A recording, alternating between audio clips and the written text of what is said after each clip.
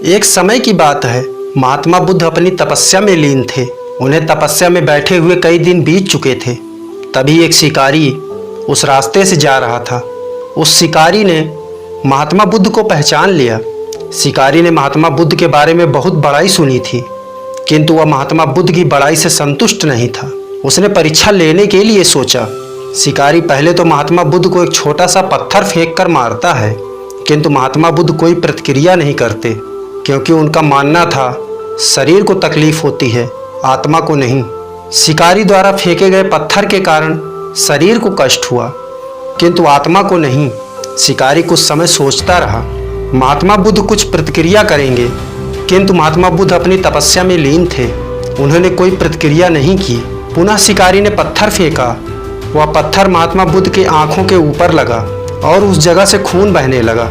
महात्मा बुद्ध को आभास हुआ उनके शरीर से रक्त बह रही है, किंतु वह फिर भी अपनी तपस्या से नहीं उठे।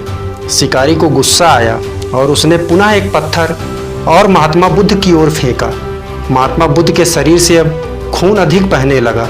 इतनी पीड़ा महसूस कर महात्मा बुद्ध के आंखों से आंसू निकलने लगे। शिकारी ने महात्मा बुद्ध के पास जाकर पूछा, आपको जब मैंने पत्थर मारा तो आपने कोई प्रतिक्रिया नहीं दी। महात्मा बुद्ध ने बड़े ही सरलता से कहा, क्योंकि इससे मेरे शरीर को कष्ट हुआ है, मेरे मन मस्तिष्क को नहीं। शिकारी अचंभित रह गया।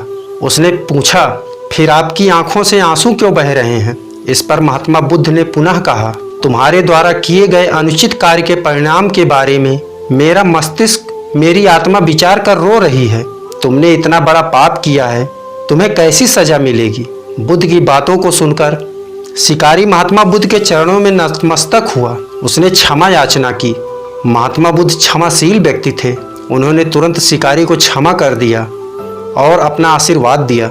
वह शिकारी महात्मा बुद्ध का आशीर्वाद पाकर एक महान व्यक्ति और साधक के रूप में जीवन व्यतीत करने लगा।